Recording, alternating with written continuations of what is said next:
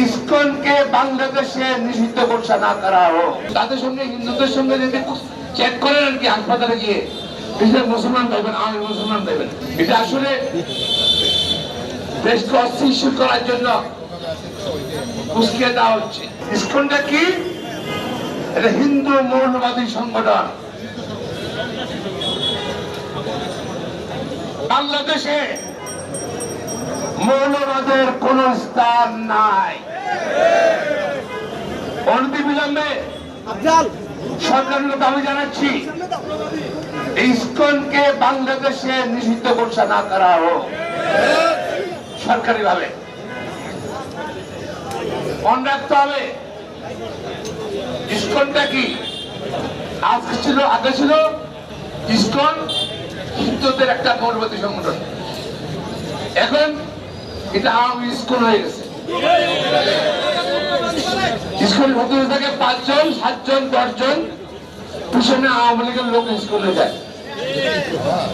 আপনারা যদি তাদের সঙ্গে হিন্দুদের সঙ্গে যদি চেক করেন আর কি হাসপাতালে গিয়ে মুসলমান দেবেন, আমি মুসলমান দেবেন নাকি, এটা আসলে দেশকে অস্থিতিশীল করার জন্য উস্কে দেওয়া হচ্ছে। বাংলাদেশে এখনো প্রশাসনে আইনশৃঙ্খলা বাহিনীতে হাসিনা সরকারের বেতার এখনো আছে।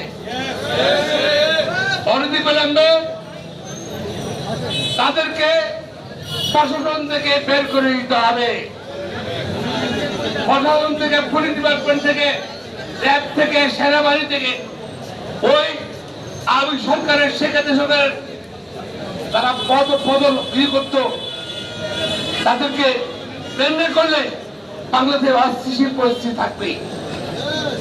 শেখ হাসিনা পলাতক প্রধানমন্ত্রী, ভারত থেকে মাঝে মাঝে 2-1টা কথা বলে শুনি আমরা।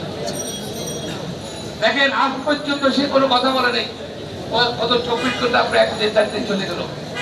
এতেই প্রমাণ করে ইসকন আসলে স্বৈরাচারের লোকজন নামতে পারছে না।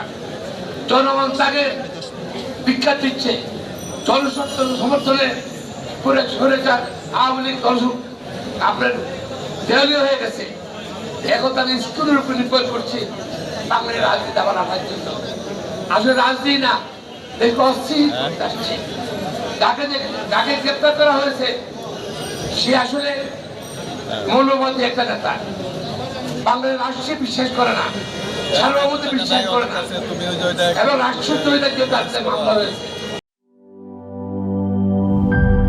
পুচকি পুচকি মশা কামড়ায় করবো আমার 4টি গোল।